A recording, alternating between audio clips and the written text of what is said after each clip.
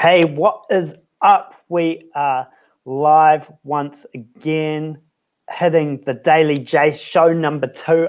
Is my special pleasure to introduce Ezra Bush, the Dancerpreneur. Come in, Ezra Bush. How we doing? Hey Jace, thanks for having me. What's up, everybody? Good to be here. Good to see your beautiful face again, Jason. I haven't seen you for so long. What's been happening, man? It's been a minute. Oh man, just out here on lockdown, bro. You know how it is. Yep. I feel like it takes a global epidemic to get in touch with you. It's been that long. It's been crazy, man. So at the moment, I'm, buzzing in from Sydney, Australia, which, as you know, is a lot more lax on the lockdown laws. So I've been sort of. There's an awesome saying that I heard from another podcast from Sam Harris, and he said because of the long incubation period of this virus that we had going on, any action that we do now will seem unnecessary. It will seem a little bit over the top to what we see as being a problem. It's not until a few months later, that we'll actually figure out, how important it was that we overreacted to this virus, which I thought was an interesting thing that he said. Yeah. Even countries that's quite early stage, like New Zealand, we haven't had as many cases as like Italy or the US. Is it still the case with countries like that? Yeah, absolutely. Yeah. So that's exactly what it is. Like, there was only, I think, well under 20 cases when Jacinda Ardern put in the full lockdown. And at the time, a lot of people may have said, "Oh, it's a bit of an overreaction." But look at it now. Look at other countries that haven't done it. So we're lucky to be in lockdown. As weird as it sounds, eh? Yeah. Yeah. What's happening in Australia? Man, ScoMo is just way too chill. Yeah, I can go get a haircut if I'm like, oh no, my hair's, I want to chop off my fringe or something. Right now I could go and get a haircut. I'm 5:22. Oh, maybe a few shops in the city are open. How insane is it? I can have someone breathing over me for like 45 minutes, and someone that's cut 50 other people's hair that day. Like that is insane. What are the cases like over there? What sort of numbers are we talking? Horrible. 1,500 in Sydney. Cases, right? Cases. Yeah. Crazy. No. Hey, just before we launch into everything, I thought you could give a little lowdown on what you're all about, what your history is, a little bit into your story. A lot of my friends, when I talk about you to them, I say that he's one of the ones that reminds me the most compared to Gary Vee, because of your story and background and how you just go after what you want. So if you could please just explain, you were born and then what happened after that? Well, thank you. I'm glad that you didn't say it's because of my hairline that I remind you of Gary Vee. So it's I was born in 1990. I guess in relation to the Dancerpreneur stuff, what happened was when I was 7 years old, I was stomping around in my family's bathroom. My mum, caught me. She could hear me, shuffling my feet around. So she, opened the door and sort of said, what's going on here? And I said, I'm dancing. She was like, well, you're not just dancing. It looks like you're trying to do like tap dancing. So if you were to practice it, and if I took you to a teacher that knew how to teach you, and if you practice a lot, maybe one day you might get really good at it. So I decided to go to my first class. And after my first class, I found out I was naturally not a dancer even in the slightest bit. In fact, after 2 years of dancing, I could barely walk around in a circle. I don't know if you've heard of dyspraxia. It's basically like a lack of spatial awareness and you get confused about your right and your left. I'm pretty sure I had dyspraxia. I was that bad at dancing. Really? But what we now know is a growth mindset, the belief in your ability to learn new things through practice and persistence over natural talent. That's what my mum instilled in me when she said, oh, if you practiced it, maybe you might get good at it one day in the future. And so I think I just ran with that belief around my dancing. Unfortunately, I didn't have it with English and with math and all these other kind of subjects. But the one thing that I believed that if I practiced it, I could get good at it was dancing. And so what dancing did you do? What type of dancing? I mainly did did tap dancing and like jazz dancing. This Yep. is back in the 90s, bro. This is before YouTube. This is like old school, you know, like the only dancing you could do was sort of those like jazz, like dance mum style dancing. None of this fast forward about TikTok. what's that, sorry? None of this TikTok stuff. None of that, fam. None of that. Yeah. So I kept practicing after about 12 years. I got pretty good. And then before I left high school, I was asked to be a part of a touring show called the Hot Shoe Shuffle, which is a tap dance show. And I decided to finish school instead of taking them up on the offer. But to be offered an international, you know, touring show before you left high school, it really did a lot for my confidence and especially my belief, like, hey, I practiced, you know, my butt off to get me here. So how far could I go if I kept practicing? And fast forward, so I moved to Sydney. I was a professional dancer for a couple of years over there, and then I decided to get into teaching in schools. Jazz? Nah, bro. No, I was doing hip hop at that stage, and tap dancing is a really good foundation. So I could do like Latin dancing. I was part of a touring Latin show that went on boats and cruises and stuff. A lot of fun, man. A lot of fun. And then And then I was actually invited to an education conference through a friend who was a friend of ours. He was like a life coach. And at this conference, we learned, I finally had a label. They taught us about a growth mindset. So I finally had a label of how I was able to excel in my dancing. And I also learned that I could apply it to other things. So I got really excited about it. And I also know a lot of, you know, children are taught about, you know, like, or told that they're either naturally gifted or naturally talented. And I've seen it stifle a lot of people because it doesn't actually do much for your confidence. It's like, if you're talented, well, you didn't work to get it, so you can't really be proud of it. But if you worked hard for something and someone praises you for it, then that means so much more for you because you had to try and get it. So we got pretty inspired by instilling a growth mindset in children. So we decided to do it through what we could do best, which was dancing. Beside me at the conference was my best friend, Dean Langham, who at the time was a national Australian ballroom champion. And we decided to found a company called Dance Curriculum. And so it's our mission to help children fall in love with learning.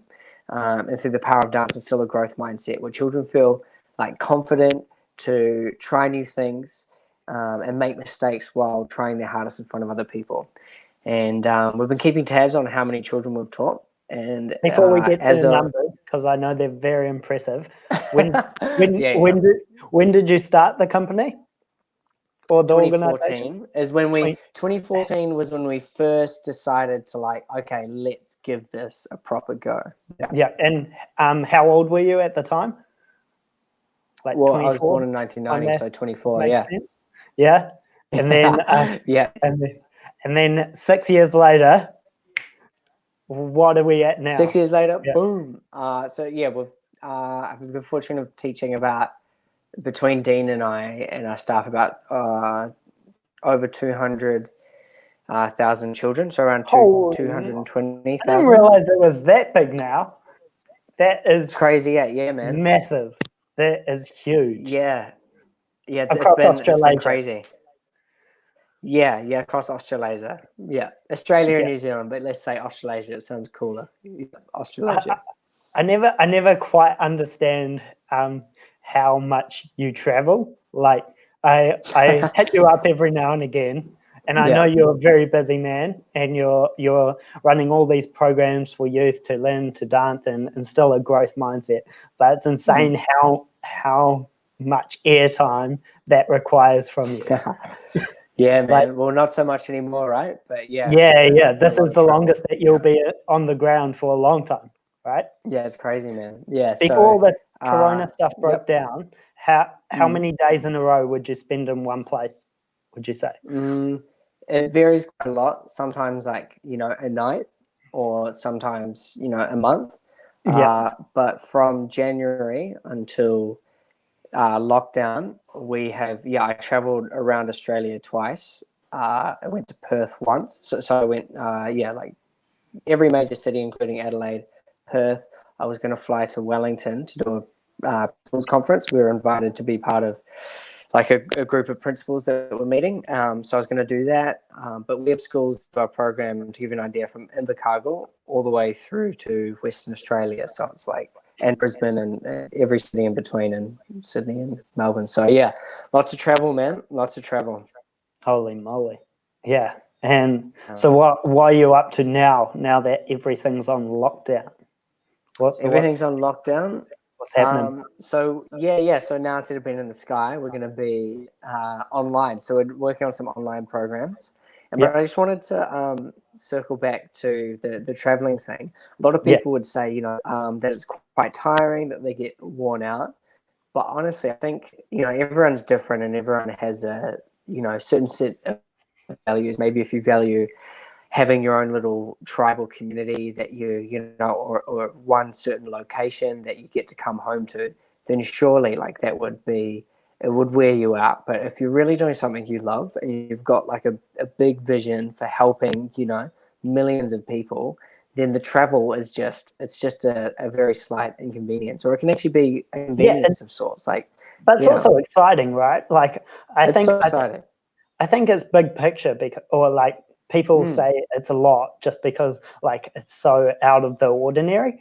There's not a lot of 27-year-olds that get to take to the skies, or 29-year-olds that get to take to 29, bro. I'm 29 for like 3 more weeks. So hey, so take that label, enjoy your 20s while it lasts. Every minute of it, bro. Every minute. Yeah. But man. It's pretty awesome that in your 20s you can say that you fly almost like, I don't know, twice a month, 3 times a month, all across Australasia, Yeah, man, it's a lot of fun. And so like, and because we're becoming slowly a global society. So, we have so many friends from high school that, and I had the good fortune of actually being able to catch up with them, which is really cool. So I've got, in each city, like I've got you in Auckland, I've got my friends in Christchurch, Wellington, Brisbane, Sydney, Melbourne. And I, if they have space, I'll crash with them, or I can just get an Airbnb for a couple of weeks. It's no biggie. But it's so cool to be able to connect with people and stuff. And I've now relocated to Dunedin. I'm now at the other end of the country. Yeah, it's been that long. Right. Well, it's been that long for it's been a minute. We've caught up. Yeah, I'm down here studying now. Damn, and Dunna's studying. That's right. And Dunna's. Yeah, Mr. Doctor. Yeah. Yeah. Or taking an intermediate year just to do a few prerequisites, but then hopefully in with the grin. I don't like saying I'm into medicine until I'm in it properly. But because there's so many people competing for those spots, but we'll see what happens at the end of the year. Hopefully get that letter saying I've been accepted, but it should be good. Hell yeah. Cool, bro. Yeah. So no, it's wicked to be down here, but it's good to have people in these little pockets around New Zealand and Australia for you as you travel around, right? Yeah, man. For sure, yeah. I'll let you know when I'm in the deep south next time. Absolutely. Have you got any schools down here?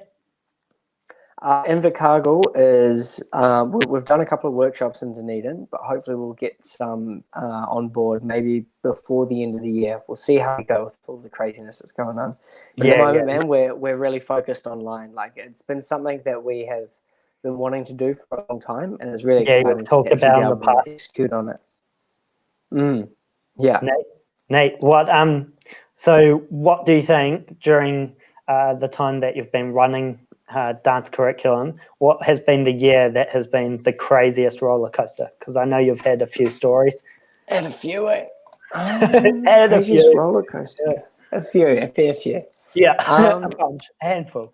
I think it's just like, a lot of like just standard mid-20s mistakes, like getting too overconfident and thinking that things are going to be bigger faster than what they are, and things will get big. But I think the key thing in business, or just, if you have a vision, is patience. You need to be patient. Chip away. Bit by bit. Yeah. And so, and so that was it. Just like thinking that we're going to expand way quicker than what we were, and just getting ourselves into trouble with that. And so, I think What that's kind of definitely been trouble? What, like, give us specifics. What happened? Was there a specific so just incident or an event that you remember? yeah, totally.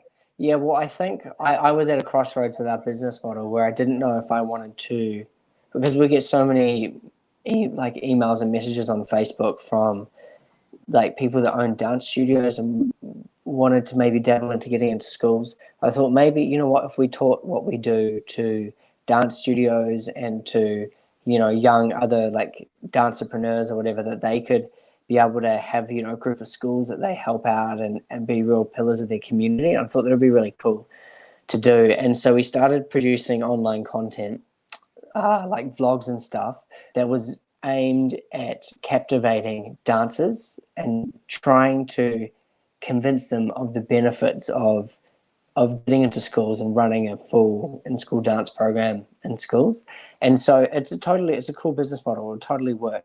Yeah. But what I really found out was like I actually a lot of dancers are not really like, they love what they do and they're not really motivated by any kind of business like motivation. Like they don't want to own their own business, or that they don't want to to go to these meetings with a group of 15 scary principals and try to get them on board with their program. They just want to teach dance. They just want to inspire youth through dancing. So Yeah, that was when we made that decision. Yeah.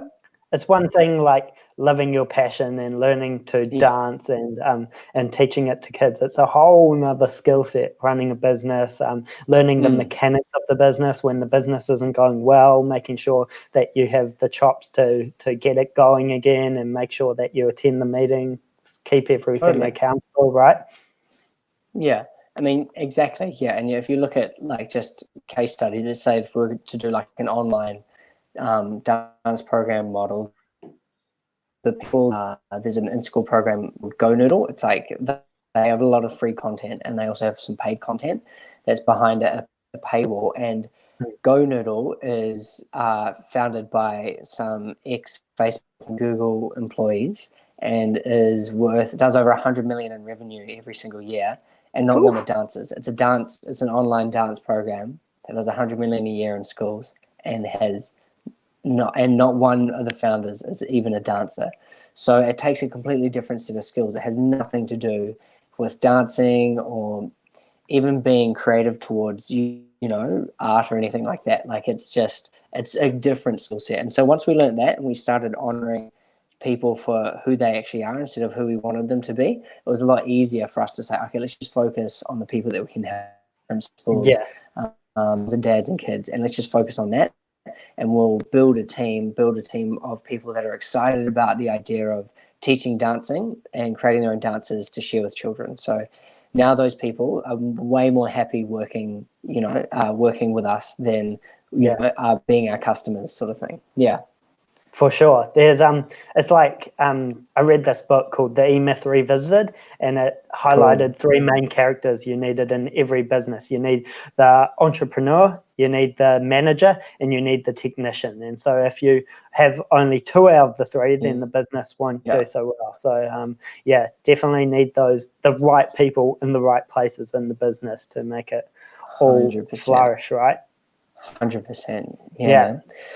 So we are like a small giant, even though we've only even though we've taught well over 200,000 children in our company now. There's actually only 4 people. Like there's only 4 of us that actually operate it. So there's 2 extra shareholders that are part of our board that bring in their own mentors. They bring in some really great advice. But as far as like operations and stuff, there's only 4 people that have between us we've taught the 200,000 children how to dance. So. And how many dance teachers have you got? Yeah, so I'm still teaching. I'm still doing the technician part sometimes. Yeah. So so there's 4 of us that teach. The other co-founder, Dean Langham, he still teaches sometimes as well. Oh, right. Yeah. So not just the operations, but that's the teaching as well. So yeah, not totally. Just I mean, operations is teaching. Yeah. Right. So, Gotcha. So I guess Dean will sort out all the timetables and the booking of flights and accommodation and stuff when we're in Dunedin or in Chicago or wherever. Primo. And then Yeah, exactly. And then the teachers. So I guess that's the management side, and then Yeah. the operations is, or the technician, should I say, is the dance teachers. And I'm still a technician myself. I still teach sometimes. So You enjoy it though, eh? yeah, man, I love it. As good as the Yeah, day I think that. Are you still doing dude, I those love it. crazy talks in front of like thousands of kids and inspiring them? What was the biggest one you did? 4,500 in Sydney just before we Holy got locked down. moly. Yeah. So Yeah. I flew to Melbourne, and we were supposed to do another 4,500 children. And then, Unreal. just a few days before, it wasn't allowed to happen. So it's crazy, eh? Yeah. Yeah. Yeah. All these events had cancellations. Yeah. That's right. You would have had a few as well, eh? Yeah, with Global Games, we're touch and go about our events in September. We run those events every year. The New Zealand Junior Rugby Festival, I'll just give a plug there since it's come in the conversation. But we also had, yeah, that's the one. Cheers, mate. We also had our first teams from New Zealand going over to France. Unfortunately, that couldn't go ahead. We fundraised for them. We had a gala fundraiser dinner over in at Eden Park, and we had Sir Graham Henry come for the night. So that raised a few dollars for the team. So it was all on the right trajectory. We teamed up with like a travel company, Haka Tours. They're awesome to deal with. I'll give them a plug because they're great people. But we just had to call a day on those trips because unfortunately, this whole global situation unfolded. But in future, it's definitely still on the cards. Hopefully, we'll just revisit it for future years once all this is wrapped up, right? Yeah, I think when you're just thinking about the next couple of months, automatically your nervous system just starts getting fired up. There's so much uncertainty over the next couple of months, but if we can just stretch our visions out into, maybe the next 2 years, things are going to be okay. This is a bumpy road for the next couple of months, but all in all, things are going to be okay for us as individuals and us as a country and a global society. It's just a really rough couple of months over the whole course of our lives. Yeah. We're going to be talking about this, man, like to our grandchildren, that we were I was organizing global games. In 2020. Exactly. I was podcasting with Ezra Bush on the week that we went into lockdown. Yeah, exactly. Yeah. But on a serious note, there's no business, event, community, nation that isn't feeling the effects of this. And it's those who are the optimistic ones and the most adaptable and can turn this thing around for their business and come up with innovative new strategies to move forward. Are there any case examples of some businesses that you've seen pivot really quickly? Not specific examples, but I know the online world is just going to blow up. I'm sure Zoom calls are doing pretty well out of this whole thing. House party's blowing up big time. So there's pockets of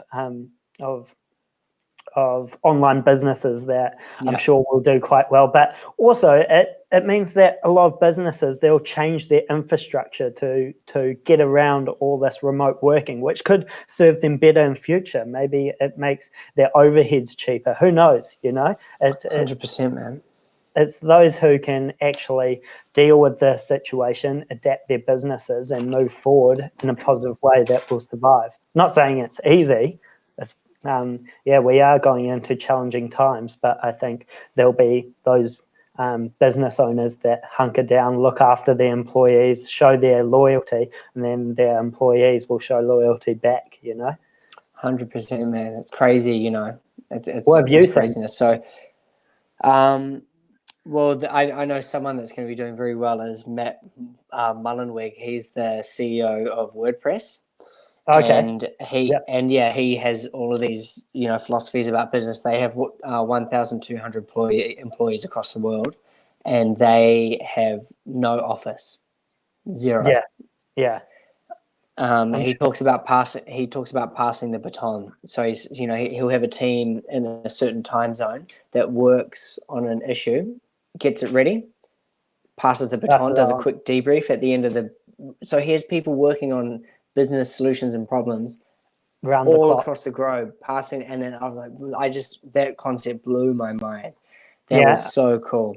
I'm sure Netflix will do quite well out of all this. YouTube, like, yeah, I know, right? Your Amazons, everyone will go online shopping since they have nothing 100%. else to do. Like, there's 100%. For those online mega businesses, like this is the perfect storm for them, eh? But I think there'll be even small businesses that come out of this. Yeah. There'll be people. There'll be people who have just been made redundant out of their jobs, and they just need to figure out, like, is their job, like, was it worth anything to me, and can I start building something for myself? Yeah, absolutely. Yeah, there are so many little case studies. So there is a small bar in Sydney's inner west, in Summerhill. I wish I could shout them out. Oh my goodness. Oh man, what is their names? I'm going to quickly Google it, but I'll tell you what. Then I'll tell the punchline at the end will be their name. But what they've decided to do when you think, oh, go on. So what happened was, Sydney is sort of in a half lockdown where you can still go to a restaurant, but you can only get takeaway. You can't sit down and have a meal. You have to only get takeaway. And then the next progression is you can only get delivery. You can only get delivery drivers to come in and meet you at your door. So what this bar did, well, every other bar in the suburb laid off all their staff and just went into hunker down mode to try pay rent. This certain business invested a couple of grand in a bottle, like a bottling machine. Okay. And what they're doing is doing deliveries of cocktails. So it meets our food safety standards because it's been properly sealed off. Yeah. And they basically they recently had a standoff with like the licensing people that said, oh, you're not allowed to do this. And they really got into it. They had to shut their business down for 2 days while they hired some lawyers to argue with these people, and they won it. They were allowed to continue business. Now this one business that saw opportunity in this horrible time is crushing it, doing delivery cocktails to people that are bored at home wanting to have a nice drink all over Sydney. It's crazy. There's a similar story here of innovation, also from an alcohol company.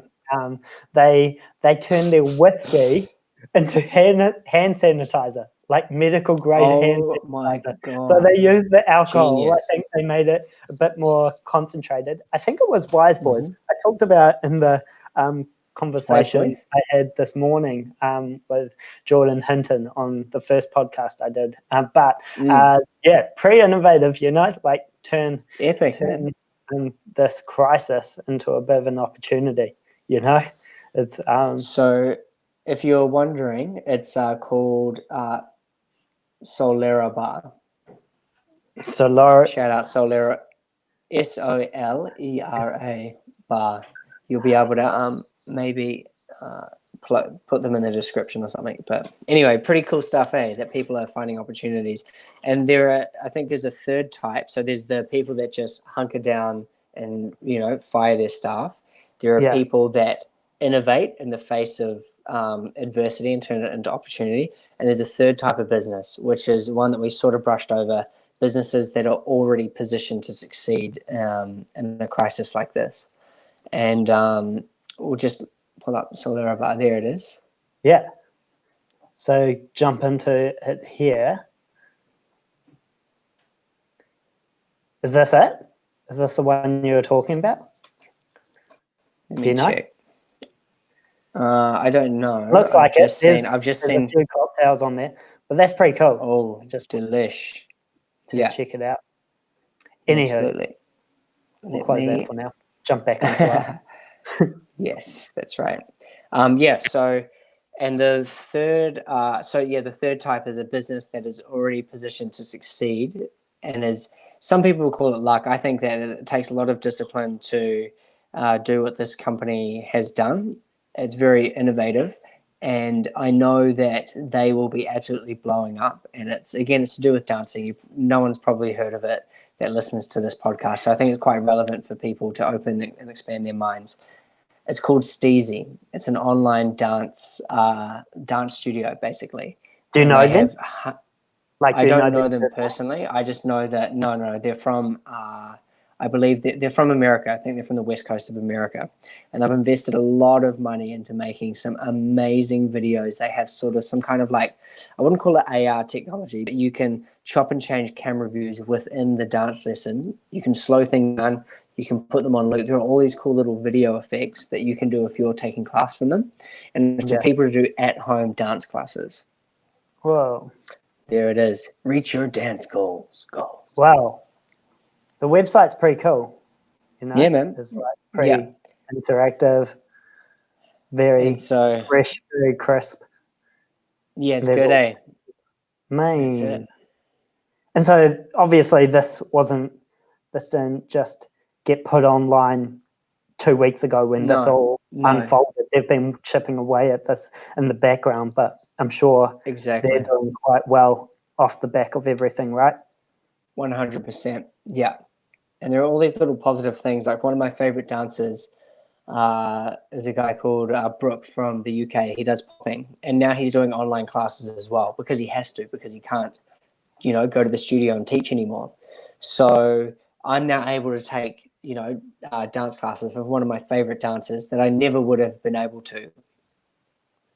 And maybe at 4:30 in the morning, Australian time, but still I get to take them, which is pretty dope. Oh, man. Yeah.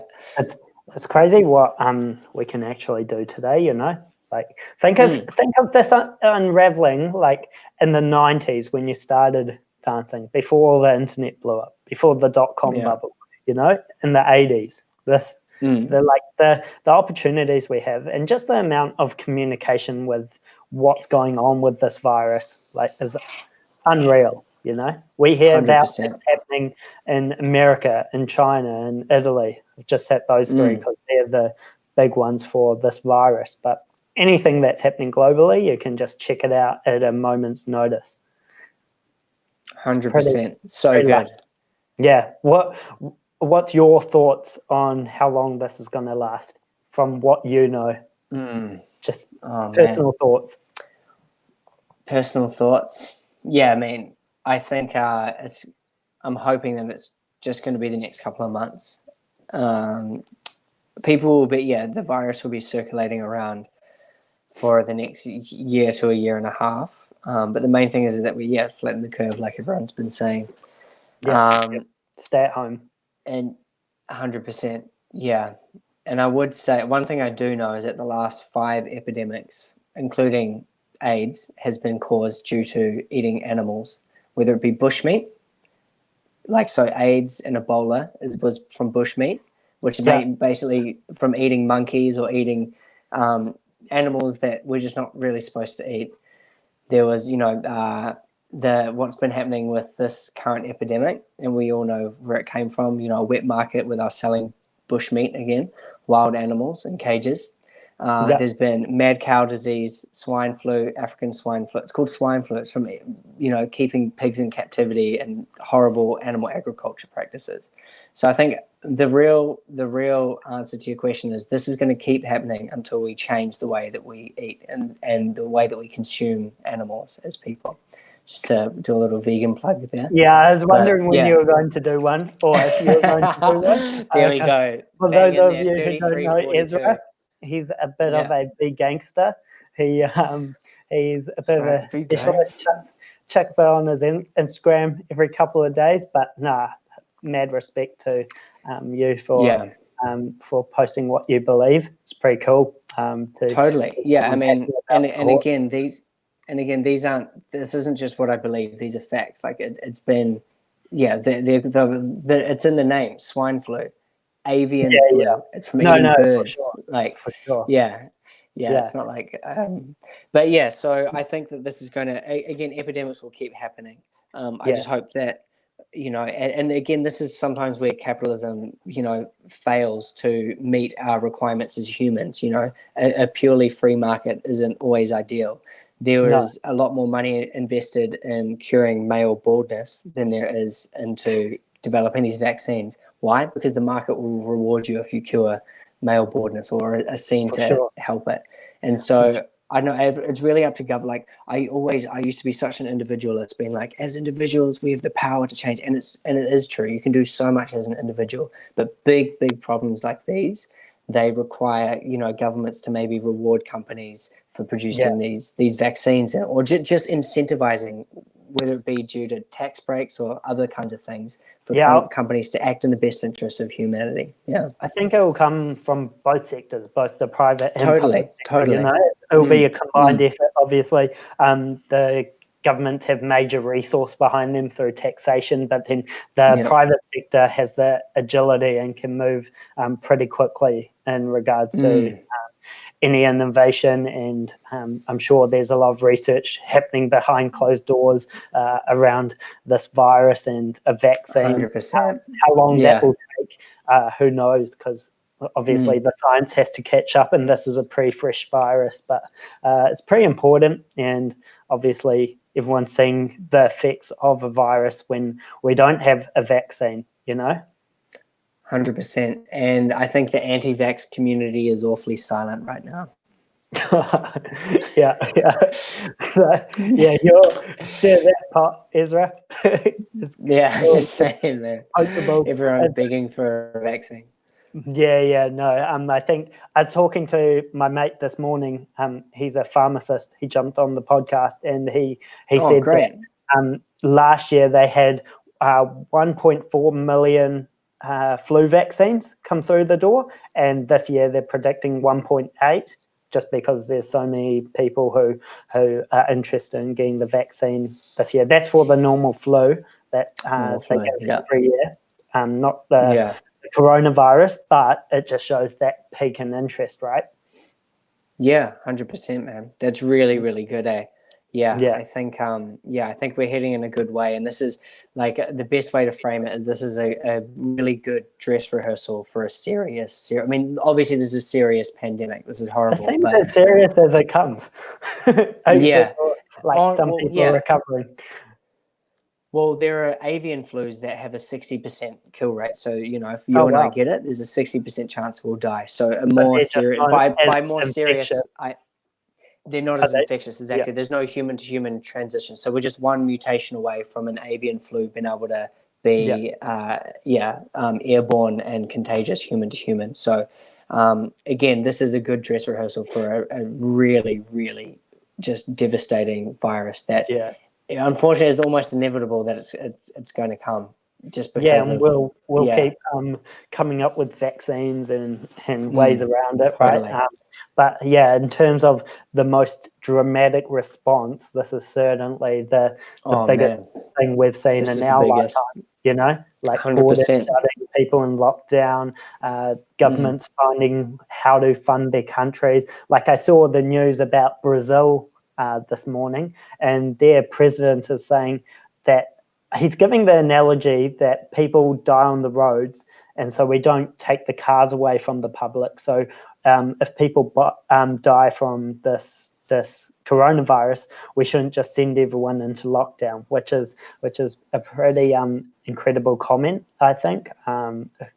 Like just following the news and following what other countries are doing and other medical experts, he's sort of going against the grain when it comes to that. But every country is dealing with this in their own way. Obviously, putting a country into lockdown has economic effects afterwards or during as well. But super interesting.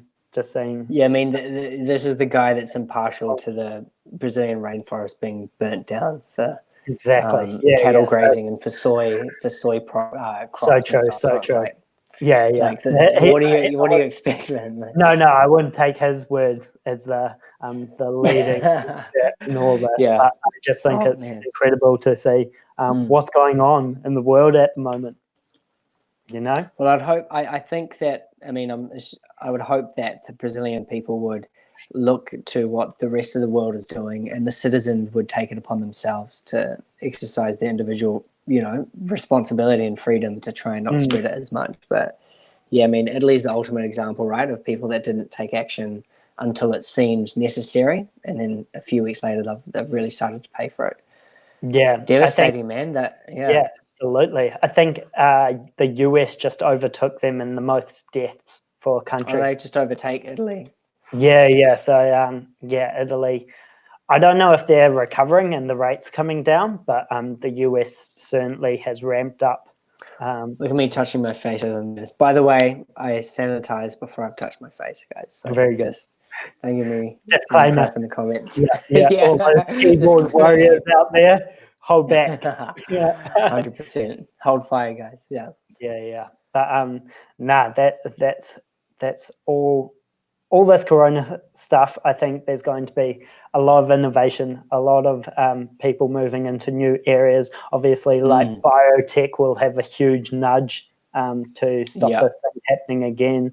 There'll be peripheral effects that we just don't expect. I know there's 100%. A lot of volunteer initiatives happening off the back of this. And so there's a lot of good happening around the world, and like micro doses and little community. So it's pretty awesome to see that. But obviously we need to look at the big picture as well, and how that will influence all the economies and everything, right? Yeah, it's going to be, we'll be feeling the effects of this for quite a long time. But yeah, I mean, I just hope that we can learn from it. That's the main thing, is that as governments and stuff, like even with something as small as like respirators, like there's one country that most of the world's respirators come from, and it was where the virus started. It was China. Yeah. And it's crazy. Like, if I suppose the world gets a bit complacent around what we learn, because the last thing that happened of this scale was the influenza in 1918, right? And so everyone, pretty much no one was born then that's around today. And so we'll learn from this one, and we'll implement things for the next 50 years, but then a new generation will take over, and they'll sort of go into the back of their mind, so we have to learn, but we also have to pass on that knowledge, pass on the importance. Yeah, I mean, again, it's just we need to implement systems that protect against human nature. Just think of the bugs in our own logical reasoning. Just because something hasn't happened to us for years doesn't mean that it's not likely to happen again. I don't know if you're aware, but Trump was recently at a press conference and was grilled by a journalist that had found out that they had recently, one of the first things that the Trump administration did when he was elected was disband the pandemics team. Yeah, I did hear about that. Yeah. One of these things, And in perfect Trump fashion, he just turned over his head and just grilled his staff and said, "I didn't know about this. Do any of you know about it? What happened?" Like, yeah, mate, sure, sweet, yeah. He's a bit of a wally, mate, it's crazy. Yeah, Is there a Trump filter that we can put on and like you do an impersonation of him or something? That'd be pretty epic. Or one of those AIs that can put Trump's face on mine. Yeah, exactly, man. It'd be beautiful. Yeah. It'll be interesting to see if he gets re-elected, because he's still got a lot of voters. He's got a lot of followers, and it'll be interesting to see if they still think the same of him after this. I think that he's very good at playing social media. A lot of people follow him. He's quite entertaining for a lot of people, and so that's the only political person that they actually hear from, as opposed to all the other candidates. So I don't know what's going to happen. It's all up in the air. It is, man. It's crazy, and it's right in the middle of elections that this pandemic is happening. So it's just like everything's taken a backseat. Like, some of my media consumption, if I'm driving or flying, might be a podcast on how the Democratic debates and candidates are going. And America. All of that is just in America, of course, yeah.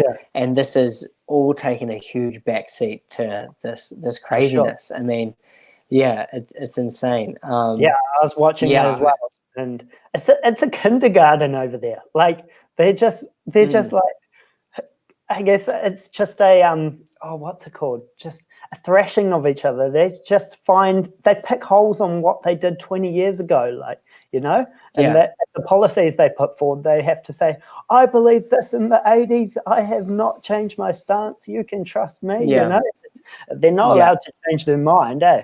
It's something that they roast each other like it's a comedy show sometimes. It really is, and the fact that this virus has become a bipartisan political issue, where if you are a right of wing, that any form of like admitting that this was a serious problem, even just a couple of weeks ago, was somehow betraying your side. And that fact that, a lot of people that are left of center, or I don't know how the camera goes, left of center, whatever it is, or any of the people that were left of center were the ones that were bringing this forward. It's like, science doesn't care about your political opinions. Like, this is a real global issue. Let's just leave our politics on the side for this one. Some of the big boys at the top are getting the virus, right? Like, just because you have riches and Nigel, fame doesn't mean you're safe, Like Boris, Boris Johnson, he's the prime suspect in this case, but also like Justin Trudeau's wife, there's been a few people around the world, no one is safe. No one. No one, exactly. Yeah. Damn, that's crazy, eh? Yeah, so it was funny seeing Boris patch in from his house, going, I will be still leading from my home. And I'd like to thank the NHS and all the other essential workers out there. During this time of crisis. He's quite the character. He's actually pretty well spoken, eh? He is very well spoken. I'll give him that. But I think the one who's leading the charge is Jacinda Ardern with communication. Despite what your political opinion is, she's been pretty on point with everything that's going on, just communicating what's happening, keeping a clear, concise message, It's pretty, like a lot of leaders around the world are applauding her. Dude, you got to give it up, man. She has done a fantastic job and continues to do so. I know old mate McGregor had a desperate message that he released onto social media to all the politicians in Ireland to try go into an early lockdown, because I know Ireland was one of the last countries to be affected in Western Europe. Oh, yeah? If you look at the cases, and so hopefully they take action on it, man. You can't. So look at the cases. It's something. And cases. Yeah, in have a Ireland. look, man. Have a look. Yeah, I'll pull it up. Let's see what the figures are. What the figures? All right. Cases. 14 more deaths. 294 new cases in Ireland. So 294. So it's pretty low compared to a lot of countries. 100%. When was this published? What does it say? 13 hours ago. So it's pretty fresh. Yeah. Okay, so pretty early stage. So here's saying that the government needs to take action. Well, actually, they have a similar population to us, I believe. Oh, yeah? It was about maybe a little bit less, even 4.5 million or something, 5 million. Okay, sweet. Yeah. We'll see what happens. I guess we're lucky that we had an early lockdown. But the funny thing with coronavirus is if nothing happens, like if we find ourselves that we've gone into this lockdown and there's been not too many more cases and not too many deaths, that means that it was a success. But everyone will bag on the response because like nothing happened, 100%. Yeah. That's what I mean. Yeah, gotcha. So I feel like before I made half of a point where I said any action that we take now will seem over the top. Anyone, will sound like they're crying wolf to a problem that isn't even here. And when if it's successful, then it will seem like there was nothing to be fearful of in the first place. Yeah. But if the shoe's on the other foot and you don't listen to exactly. that, if we were in Italy's position, everyone would have said, "Oh, we're too late," So you can't win sometimes as politicians. Yeah, 100%, man. I don't know. Hopefully we get smarter. Hopefully we get more clued on and just take a bit more action towards it. I mean, it really is to the point of, we could slow it down so quickly. And as it seems to be in New Zealand, how's the curve going in New Zealand? You should be feeling it flatten a little bit, or what's been happening? So that they expect that the curve will continue to increase, because we're only at the start of our lockdown period. I think this is day 4 or 5. So they'll see the curve will increase a little bit, but then like probably a week or a week and a half in, they'll expect everything to die down a little.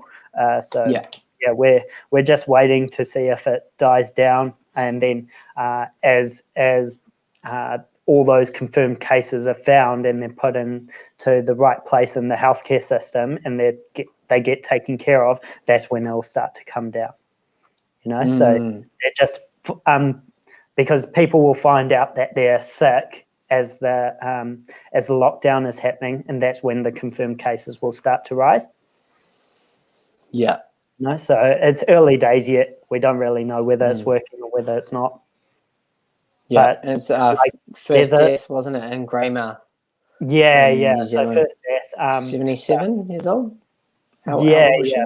70s. I'm not sure the exact age, but that was in the news today. But yeah, we'll just see how it develops. There's a lot of people that are saying that the lockdown period will be longer, but who knows until the official word comes out. It's insane. It's funny.